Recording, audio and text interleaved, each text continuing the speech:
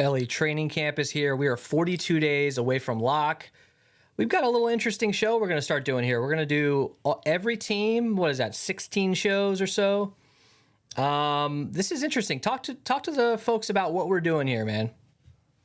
So we're just going to do a little mid or preseason preview of some of these matchups that we've got coming up. We're going to break down each team briefly, and we're just going to list it by Week 17 playoff matches to make it kind of relevant to best ball. So we're starting here with Green Bay and Minnesota because they will play against each other in Week 17, which will end up being the playoff week in best ball to really take down that Millie. Now, we're opening with that specifically so that you all know that we're staunch supporters of the Week 17 stacking method. There are people out there that are probably much smarter than us that are anti-Week 17. Now, best ball is not a game that's necessarily been beaten yet. So I think there's a lot of discourse that we can have over this. Yeah, you know what I mean? Absolutely. Yeah. So if you don't believe in Week 17, that's okay. Keep watching, because we are going to talk about basically ADP. We're going to talk about strategy as far as you're getting through the draft. If you get Justin Jefferson at 1, what are your next steps? The next 2 picks, do you need to reach, et cetera, et cetera? We're going to kind of walk through that, as well as talk about some injuries, any narratives, and we'll show you a couple of lineups that we've built. Let's just get right into this.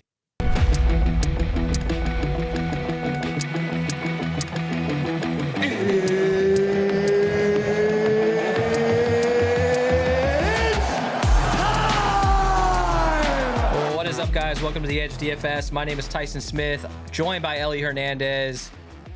Ellie, what's going on with you, man? How many drafts are you in right now? Like, how many have you completed? What are you looking at as far as any contests that you're excited about? Have you maxed out any contests? Where are you at?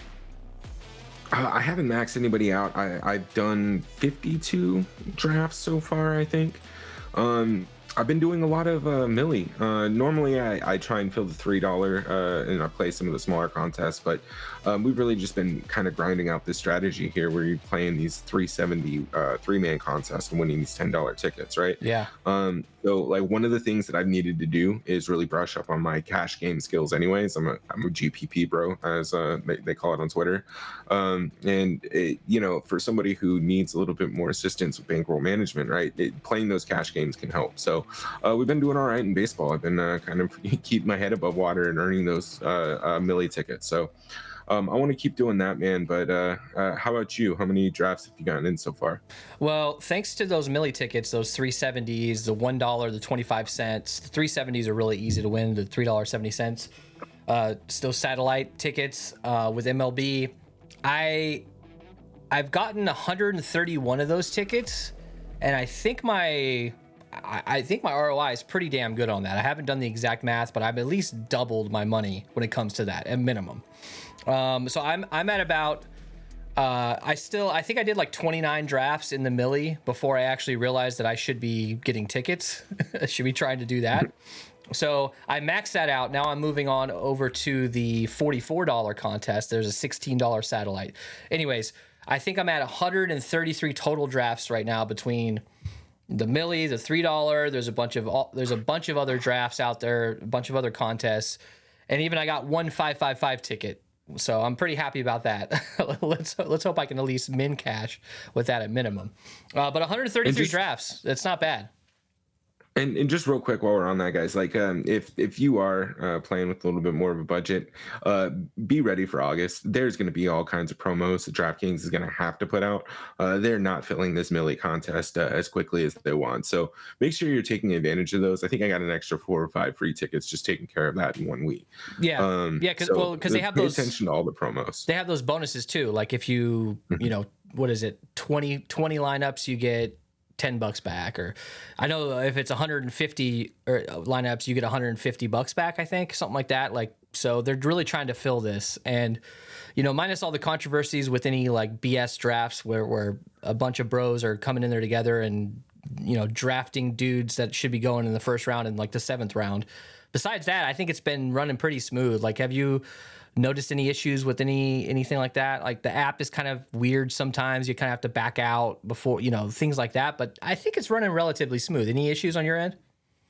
Actually, I was having issues initially with the countdown timer not going on to the next draft pick, so I had Yeah. auto through my first pick or whatever. Yeah.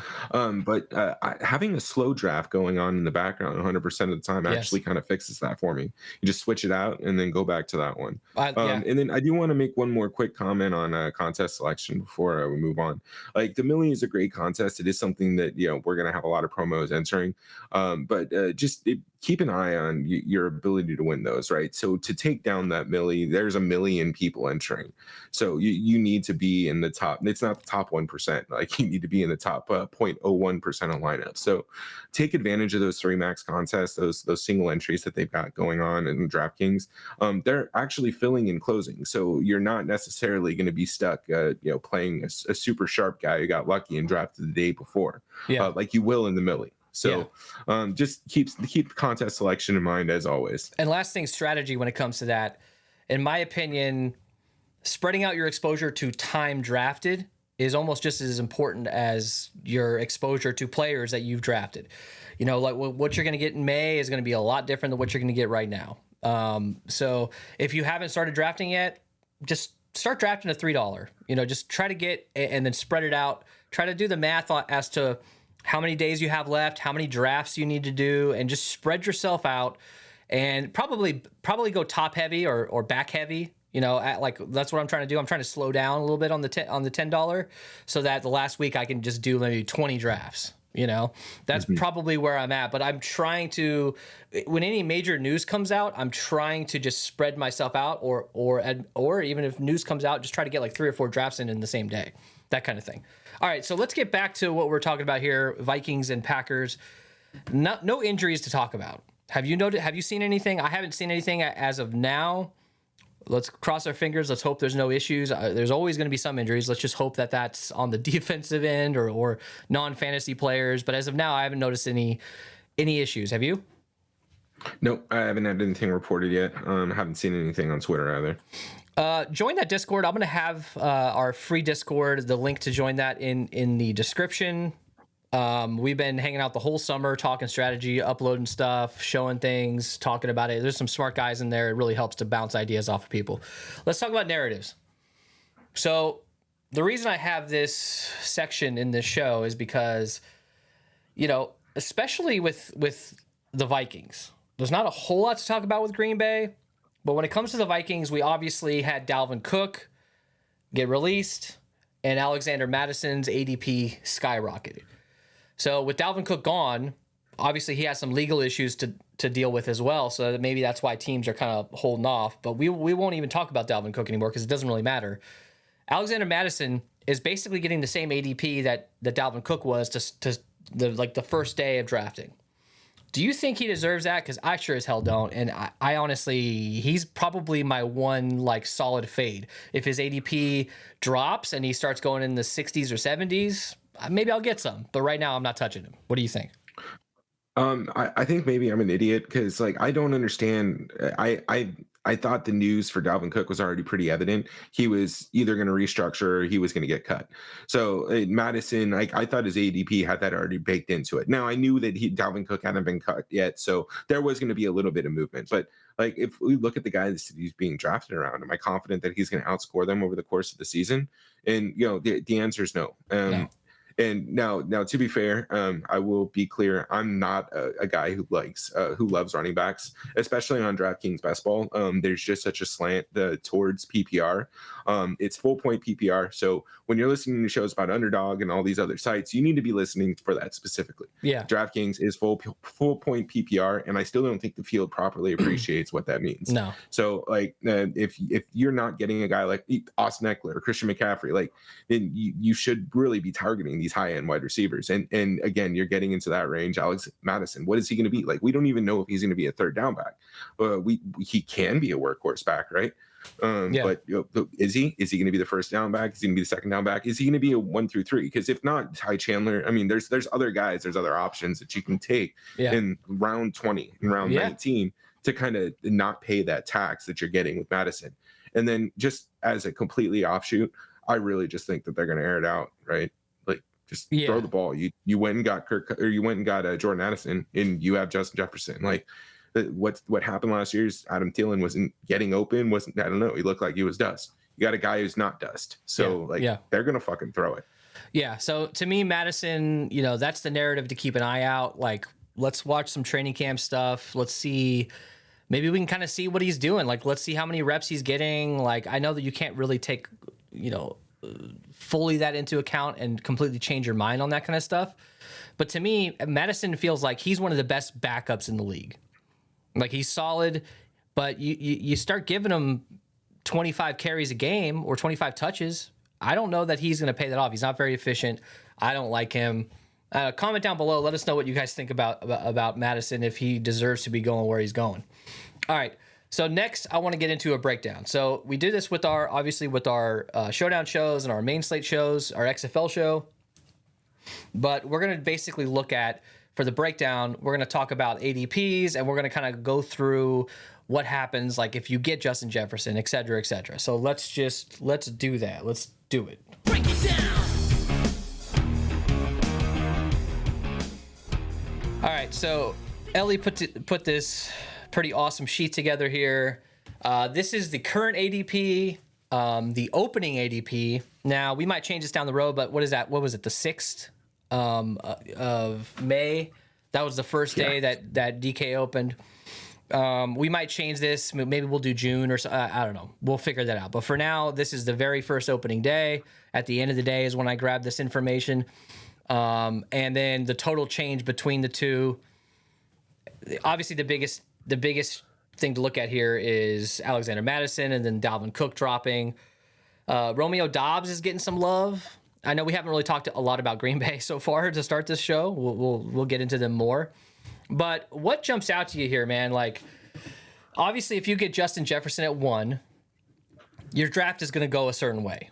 So you as yourself drafting, what is your mindset when you get number 1 pick and you're obviously going to take Justin Jefferson? Where are you going from there? We see that there's 3 dudes, Hawkinson, Watson, and Aaron Jones. And look, they started out with pretty close ADP to that before we had Week 17 schedule out. So that means Week 17 schedule out, they're still pretty much right where they were, and that's where they deserve to be. Hawkinson dropped a little bit, about 5 picks, probably because people were either not taking him or they were reaching or whatever. What jumps out to you here? What are you doing mindset-wise when you get Justin Jefferson? So look, I'm not necessarily looking to stack Justin Jefferson out the gate. Justin Jefferson is him and Jamar Chase are projected pretty much unanimously to be the top 2 picks across whatever, right? So like if you're just running naked Justin Jefferson, good for you, man. I'm cool with it. Now, if stacking is something that you're looking to do, I mean, you're coming back in at the end of round 2, the 2-3 turn. So you're gonna have to make a decision. You're either gonna be reaching for one guy and then kind of filling out by best available, which is kind of the strategy you're almost stuck with, right? When you're bookend picks, when you're picking first and second or 11th and 12th. So really my strategy here is I just like to get the best guy that I possibly can with my second pick. If that turns into being somebody that I can stack, then it's probably somebody that I'm going to stack on the back end. Yes. We're not getting to the 2-3 turn, right? You got to try and get to round 4 before you're getting to Christian 4-5 in that range. 4-5. Yeah. So to me, the best option is get Justin Jefferson. Don't even worry about stacking him yet. Mm-hmm. Your next pick, picks 24, 25, or like let's just say you get him at pick 2 randomly. Once in every blue moon, you'll get Justin Jefferson. Some dumbass picks Jamar Chase. I personally, I'm going to go off on a little rant. I'm going to take whoever is the best available for me at the pick I get. I'm doing hundreds of drafts potentially by the end of this year. It's all going to even out. I'm going to take the best guy in the first round, in my opinion. So if you're doing that, to me, I'm getting guys like Olave, Higgins. I could probably look through a bunch more. I don't have like off the top of my head exactly who's there at picks 24 and 25, but I'm setting up my next stack. Like I'm Olave, and then even just one-offs. Like I'm getting the best dudes available. I don't mind taking a running back here. potentially. So here's one that I did. This will be a little easier to explain. This might be a little bit ambitious, but I had Justin Jefferson at 1, and then at the 2-3 turn, I went Lamar Jackson, Mark Andrews. Oh yeah, Right. that's great. And then now listen to this part. This is where the stacking came back in. And see, I don't mind. Stacking week 17, and really because of the way that it's outlined, right? Like at the next turn here at 4-5, I was able to go T.J. Hawkinson, Aaron Jones. Yep, So yep. right now I have Perfect. Justin Jefferson, T.J. Hawkinson, Aaron Jones, and I'm sitting pretty, I think, for that week 17 stack. And look, so your picks 2 and picks 3, get the best guys you can possibly get. Now you come to this, you come to this 4-5 turn. You got 3 dudes. So even if you get sniped by a guy like Hawkinson, or if you get sniped, somebody grabs Hawkinson, somebody grabs Watson, somebody grabs Jones, you could still probably get at least one of these guys, most likely. So now your first 2 picks, you've got Jefferson and you got a run back or you got a teammate, which is great. The way I did it in this draft, I did a draft today where I got in the $44, I got Jefferson, Olave, and Higgins, and then I ended up with Watson and Jones. Somebody sniped me on Hawkinson. So to me, you have to make a decision after that. I'm obviously not reaching for Alexander Madison here. At least I'm not, because you're gonna have to reach 5-7 picks or so. And to me, I feel like Alexander Madison, I will take him if he's a couple of picks past ADP as a one-off. I'm not interested in really stacking him with my Viking stacks. Maybe as a run back. You know what I mean? Like maybe if in this 3rd, 4th round you get Christian Watson, hey, maybe you love Alexander Madison. Maybe you want to reach a little bit and grab Alexander Madison there. Who knows? But the biggest decision to make after you get either Hawkinson, Watson, Jones, if that's what you choose to do, is do I reach for Jordan Addison? You see his ADP is at 80. Most likely you're getting picks 72 and 73 here. So are you reaching for Addison? Well, probably what depends on that is if I get Hawkinson or not. If I get Hawkinson, I don't know. Am I reaching for Addison here? Because we're going to have to get Kirk Cousins at picks either 96 or 97, and you have to pray that he's still there, that some dumbass didn't take him. Because look, if you get Jefferson and Hawkinson, and let's just say you get Jefferson, Hawkinson, and Addison, and you reach for Addison, who's taking Cousins? Who's taking Cousins there? Like there's no reason for anyone to take Cousins, in my opinion. And yet it'll happen. But for sure, yeah. Obviously, like to me, I'm not taking Cousins if I don't have any of those dudes. Because, you could stack him with KJ Osborne later or a backup running back, whatever. Or if you've gotten some Green Bay stacks, boom, I want to get Cousins. It will happen. But you're kind of relying on the fact that you can get Cousins there in that round at 96 or 97. If you don't, it's not the end of the world, because guess what? You got Jordan Love at around pick 151. What is that, 14th round? So talk to me about any other strategies here when it comes to these guys, because if you're not able to get Cousins, let's say you get sniped. First of all, are you okay with grabbing Jefferson, Hawkinson, and Addison, or are you trying to get a run back between either Watson or Jones? Okay, so look, first of all, that lineup I was talking about, I actually ended up with Jefferson, Hawkinson, and Addison, and Kirk Cousins. Now, it's probably too much because I ended up going Aaron Jones instead of Christian Watson. I probably needed another wide receiver. But I think it'll be fine. I don't think you need to go that crazy. I think getting 2 pass catchers from an offense is probably fine. So if you want to do JJ and Hawkinson, that's okay. The problem with doing something like that is Hawkinson's also your tight end 1. So then you are kind of negatively correlated there with him and Justin Jefferson. But again, like Justin Jefferson's going to get his. You're going to get 15 points a game. So I think you're fine. And if you do TJ Hawkinson, he's got to be your tight end 1. So just make sure you kind of have a backup plan there, because they're not both going to go off every single week together. I kind of like doing one or getting two wide receivers though, even if it's just by themselves. Like Justin Jefferson and Jordan Addison is a good example. There are going to be weeks where they both go off. I mean, we saw it with Adam Thielen and Justin Jefferson, but there's also going to be weeks where maybe JJ has an off week and Jordan Addison is the one that steps up. Or vice versa. More commonly, it's going to be Justin Jefferson.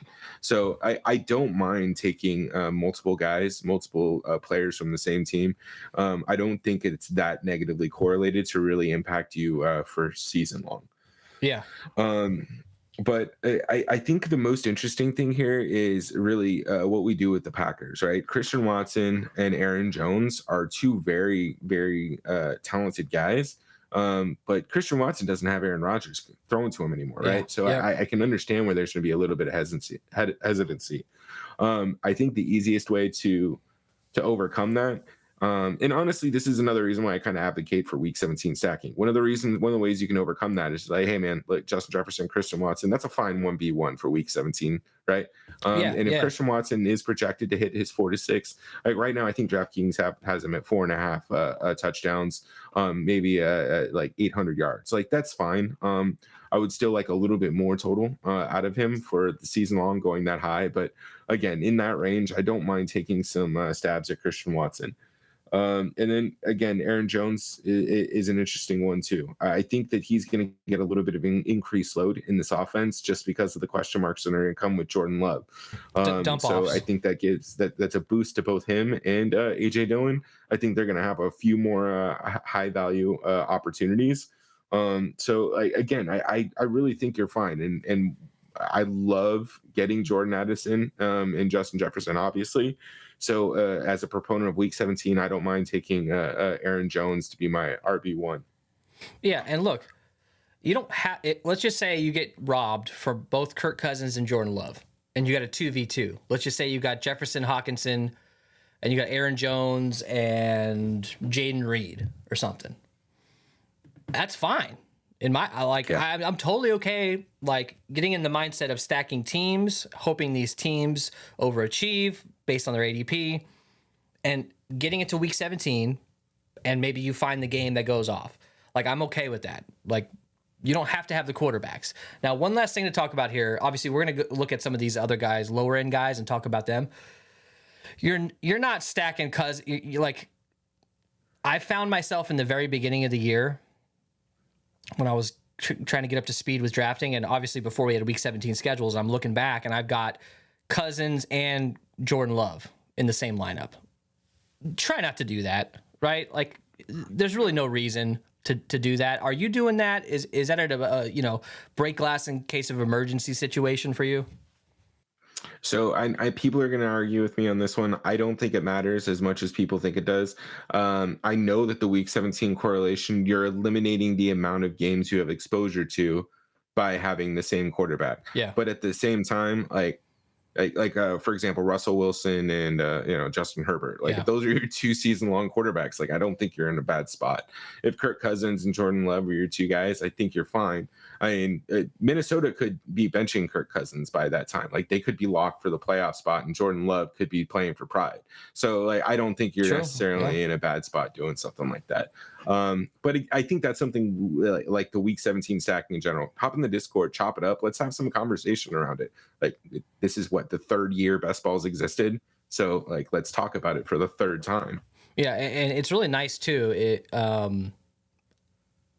Having division rivals play in Week 17, because you're obviously going to get another week a stack. Maybe that week it goes off. I don't think it's as important, but it's something to think about as well when you're choosing your stacks and choosing who you're trying to go with. All right, so real quick, in the narrative section, we kind of buried the lead on Jordan Addison and his speeding. He was going 140 miles an hour. At first, I was like, oh great, here we go. He wasn't under the influence. Apparently, there was some issue with an emergency with his dog. Shit, if I had an emergency with my dog, I'd be going 160. I don't give a shit. And he was at practice today. Ellie, you sent me a highlight of him balling out. I don't think there's anything to worry about there, right? Have you noted? Is there any chance of a suspension this year, or is that kind of what do you think? So let's put it this way. Hollywood Brown did the same shit. I think it was a school zone in Arizona. Nothing happened to him. He wasn't suspended. I don't think it's that big of a deal. I don't think that he's going to be impacted. In fact, if you're watching this, like draft Jordan Addison, but if you really think that he's a terrible person for this, please stop. Just don't draft him. Let his ADP fall, Yeah, and I'll please. snag him up. Exactly. All right. So what jumps out to you here at the end of the drafts? Let's just say you're not even touching any of these guys in the beginning. You can't get to any of them, or you're just not interested, and you're stuck. You're in round 13 or 14, and you go, shit. I need a third quarterback. Or probably at this point you're like, oh shit, I need a second quarterback. They've been robbing me left and right. You could draft Jordan Love here and then grab Jaden Reed, grab who's the tight end? Musgrave. Like, Mhm. are you okay? Like I found myself getting two stacks with a one run back sort of situation, or even just straight up not even a run back if I get desperate. Like I want to obviously get a run back. I like checking that off the list. But in this situation, you're like, shit, I need a guy. Jordan Love, grab Jaden Reed, or Musgrave. Like, what are your thoughts on doing something like that? So I don't think I'm the first person to say this, but I really, really like taking tight ends to stack with my quarterbacks, especially Yeah. these random back end ones. They're just really easy to backdoor stack. The most popular is obviously going to be Mac Jones and Hunter Henry and or Mike Gesicki. But like this is another one, right? Jordan Love. I think guys like Jordan Love specifically are opening up the door to not necessarily be taking all these elite quarterbacks in the first couple of rounds, Yeah. right? If you get a Jordan Love and I mean whoever ends up winning the starting battle in Tampa, right, is going to have Mike Evans and Chris Godwin as their Yeah. wide receivers, Yeah. right? There's guys that we can start targeting in these later rounds in these three quarterback builds that I think will be able to survive week to week, and Jordan Love's really one of them. And to your point, Jaden Reed, I mean, at 184 ADP, he's basically free. And then Luke Musgrave, like 210. Again, like all of a sudden you just have a pretty nice quarterback, wide receiver, tight end stack that again, if they have an awful season, is a perfect week 17 build. Like even if you're not worried about stacking the Minnesota side of that, that could be the starting, like the actual starting primary offense for week 17 if Green Bay is just out of it those last couple of weeks. So that's a team that's going to be looking to play some of their rookies throughout the season. So I really do like that. And then on the other side, right, like we haven't necessarily seen much movement on Ty Chandler and Dwayne McBride. Alex Madison is the starter. He moved up 30, 80, 50 ADP, and we're not seeing the movement on these guys, right? You Yeah. want to put some positive on Tyson Chandler because he went from not being drafted to 202 or whatever. That's still free, right? What happens if Madison is only a first and second down back? He's not getting any high value carries. He's not getting any pass catching opportunities. That's going to be one of these two guys. Yes. And that or whoever they bring in, right? It's still July at this point, right? Kareem Hunt could come in for at minimum at some point. So who is also another guy you can draft for free. Yeah. So it's just kind of something to keep in mind. You have the opportunity for the backdoor stacks with Jordan Love at 150 plus all these other guys. But I don't think it necessarily changes necessarily. You're not going to get Kirk Cousins on the Minnesota side, but you still have a lot of value that you can get that people still aren't drafting, right? Like Ty Chandler is still kind of crazy to me. And McBride, like I'm sprinkling them in as round 18 to 20 picks in as many as I can lately. Absolutely, because Alexander Madison started out at 111 ADP, which, yes, it was boosted quite a bit because of the uncertainty with Dalvin Cook. But, I mean, we know Alexander Madison. We know what to expect from him as a backup. We don't quite know what to expect from these dudes. These dudes could absolutely ball. Like Chandler and McBride going in the 200s plus, I think they're too low. And every time they're available, I'm just grabbing them. I'm just grabbing each one of them and trying to get a decent amount of exposure to these guys. All right. So we should look at some lineups here real quick. What are your thoughts? This is our first show doing this. Let's look at some lineups. All right. So let me pull up. This might be kind of hard. Is actually going to be pretty helpful because while we're sitting here looking at these, like man, like I gotta hope for some other first picks because I'm not as impressed with some of these drafts as I thought I would be. All right, so this is a free Google Docs sheet that is incredible, and we'll share it down below. Please download it. Please, on DraftKings, you're gonna have to manually enter it. Who cares?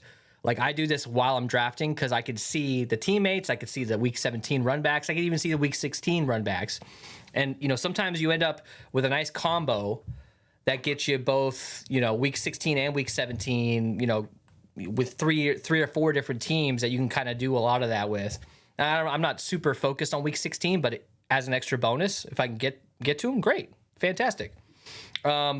So this draft, I did this literally earlier. Oh, hold on, man, real quick. So this was created by Michael Dubner. We have the full links. We have his PayPal, Venmo, whatever.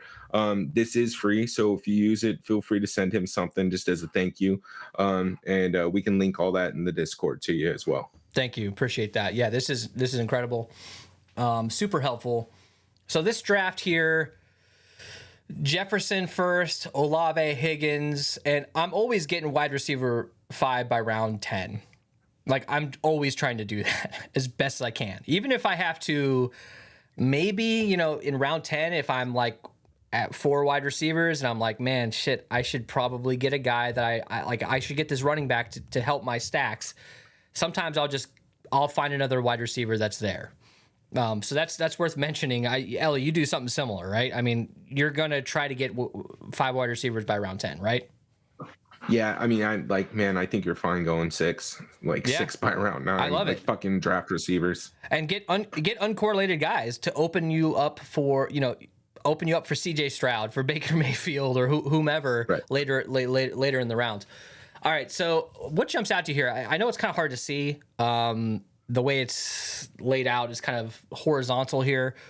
But what jumps out to you here, man? Cousins. I ended up getting Cousins, thankfully. I had to reach for Addison at about 6 picks late. And then I randomly, Nico Collins was there, and I know it says -6 as far as his ADP. I haven't updated this yet. His ADP is on the rise for whatever reason. Nico Collins' ADP is on, so I got him actually past ADP. And then right there, I got Dalton Schultz right there next to each other. So anyways, I was setting up secondary stacks. I have a Minnesota, Houston, and Tampa Bay stacks here. And look, I got Olave with my second pick. I got Higgins. Olave allowed me to set up a run back with Tampa Bay. I tried to get, I obviously got Michael Thomas. I tried to get Derek Carr, but he got sniped from me. So, hey, well, shit, I'll get fucking Baker Mayfield in a couple rounds, right? So I don't know what jumps out to you here. I recorded this. I got Dameon Pierce early too, which I don't have a lot of either. So what jumps out to you? So I really like the option right there that you took with the running backs. You went Aaron Jones and Dameon Pierce. So this goes back to that kind of negatively correlated stuff, right? It's not necessarily a bad decision to take Watson and Aaron Jones there back to back, right? Watson is his wide receiver 4. So at best, like, he's expecting him to be in the flex position. Yep. Right. Like, at worst, then he needs both guys to crush, right? So you're not necessarily relying on Christian Watson. Aaron Jones, to some extent, you are, but even then, with Dameon Pierce being another kind of anchor running back, if you will, right? We can see the modified anchor running back as the RB build type there. It gives him kind of some flexibility there. If Aaron Jones struggles, you have Tank Bigsby, Roshan Johnson, Cordero, Ty Chandler, et cetera, to kind of rotate into that last spot. So this is, when we're talking about roster construction, one of the popular builds was 3-6. It's like 3-5-9. 3 essentially is what took down my favorite, the Millie. Or those are going to be the most common builds, but you need to adjust those numbers, not just to fit the numbers because that's what you're expecting to win, to kind of balance out your build here. Because he's so top heavy in wide receiver, he's able to go a little bit more into the running back spot here and find some of those deeper values so he can rely on the spike weeks. Because again, you may need Nico Collins to have 2 or 3 good games. And if you need him to have 2 or 3 good games, like, one of these receivers died at some point in the season. Yeah, he's my wide receiver 7. That's why Right. I got 7 wide receivers by round 10. Now, do I Right. do that every draft? No, but I try to get 5 or 6, 5 minimum, 6 maybe. And sometimes I try to just not correlate them. I'll just take the best dude available, especially if it's a dude I can get a quarterback later. Sorry to cut you off. You did that with still getting a quarterback and 2 anchor running backs, right? So like it's not a crazy concept. Like we need to make sure that we're not like trying to make everybody feel like this is a crazy idea to go 5-6 running backs by round 10. This is DraftKings PPR. You should be prioritizing it. I mean, your running backs are still fine. Tank Bigsby is literally one ETN injury away from being the RB1 there. And even then, he is going to be high value guy. So like, I don't know, man. I love it. Yeah, I mean, and look at this. I have a lineup that we're going to put up with you here that you didn't get Justin Jefferson and still got your Viking stacks in with a run back. But here, I've got, what is that, 7? That's 7 wide receivers by round 10. That's pretty heavy. But notice what I did after this. I got 2 tight ends because I had 0 tight ends. I got multiple running backs. Like, I didn't draft another wide receiver till the last round. So like if you're getting heavy wide receivers start in the middle rounds, go heavy running back, go heavy tight end, like balance it out, knowing I got a shitload of great wide receivers. Now I need to balance it out a little bit. All right, let's look at your draft here. So talk to me, Goose. What was going on here? You got Jamar Chase at 2, Devontae Smith, T. Higgins. That's fucking beautiful, by the way. And look, you didn't get the quarterback with Cincinnati. It's fine. Like it's totally fine. Did you get a Kansas City run back or no? Doesn't look like it. I don't think so. Yeah, which not a big deal. Honestly, I'm not too stressed about it this early in the season. Kansas City is just one of those teams. Like, if you have Pat Mahomes, you start taking whatever you want, right? Just start grabbing people. But Kansas City is one of those teams. Like, I'll be more interested in taking a lot of their one-off pieces as we get closer to the season, and we know who's actually going to make the roster. You know what I mean? Yeah. But I mean, here, right, you have the option. So you go Jamar Chase if you're number 2. You're probably, a lot of people are taking T. Higgins, and then in that 3 spot, they're taking Joe Burrow. That's why Joe Burrow's ADP is so weird. Yeah. I didn't necessarily want to do that, right? If Jamar Chase advances, like, why not just have the best like possible team I could build and then kind of stack on the back end, right? Yeah. So this one, I didn't necessarily come in thinking that I was going to stack right out the gate, but I still want that Minnesota Green Bay game just because I like Minnesota so much. And I think, again, I was able to do that by going TJ Hawkinson and then Jordan Addison. So again, we're talking about the 2 players from the same offense. I think that that kind of gives me flexible. Addison's my wide receiver 5 here, right? Like he probably is never going to be in the lineup considering the 4 other wide receivers I have before him. Mm-hmm. But like, so I have TJ Hawkinson who I can rely on, and then a bunch of one-off tight ends in the bottom there to kind of replace him if he's not having the week that he needs to. So I like this, man. I was able to still get Kirk Cousins and then AJ Dillon as the stack on Green Bay side. Yeah. And going through it, obviously Hawkinson was there for you. Now the ADP on this is probably wrong, like obviously wrong, because Kirk Cousins, well, have you updated your ADP lately? Probably not, because Kirk Cousins at 95 would be right there. That would be perfect. So ignore the ADP there, those red and green, but you're going through, you got T. Higgins. All right, 4th round, Hawkinson falls to you, right? Hawkinson's there. You take Hawkinson. At that point, now in your mind, you're like, damn, shit, I can start getting Viking. I can start getting Green Bay. You know what I mean? Like each step, you just pivot, figure out where you're going. And if you didn't get Hawkinson there, you would not be getting Kirk Cousins at 95, most likely, right? Or you might not have even gotten to Jordan Addison. You might have gotten somebody else at that spot. So, anyways, I love getting the wide receiver one-offs. If all else fails, grab those one-offs and oops, that's the wrong sound. Grab those one-offs and then allow yourself to have some nice stacks later on. All right, Ellie, what did we learn here, man? I feel like this is a pretty good show. I feel like this kind of like I enjoy talking about this. It kind of helps me when I'm drafting. We're gonna have to probably do 2 or 3 of these shows a week as we're going on. Who should we do next? Should we do Cincinnati and KC, since Cincinnati's like Jamar Chase's number 2 pick? I think we can do it. The only thing is, like, I think we could, like, if we're gonna wait, KC would be the team to wait on, just Tony. because, like, we're gonna get so much news. Who are we talking about? The rookie running back? Like, yeah, it's a fucking Andy Reid offense. Like, he's gonna be a practice squad guy. Like, anyways, we can talk about it. Let's see, like, comment, subscribe, like, get some action on this video, and let us know what you guys want to see. Like, join the Discord. Obviously we're throwing out random stuff, that like random tidbits, so try to watch all these, and over the course of time, like, most people who are doing content on best ball are just doing drafts, and just, it's not as structured. I feel like when we're doing a show, it's just all over the place. I try to get it more structured, so that's why I really wanted to do these team breakdowns. By the way, obviously we're going to be starting to do showdown content, main slate content, so subscribe if you're into that stuff, and help us out with the like. Ellie, anything else to say? Hop in the Discord, man. We really do chop it up and just fucking draft. So do that shit with us. Yep. I've got about 52 drafts to get through on the big contest, and I would probably assume I'm going to do another 50 plus in other drafts. So plenty more to go. I'm seeing, like Neo in the Matrix, I'm seeing the fucking big board. I'm seeing it at all times. All right, we'll see you guys later. Thanks.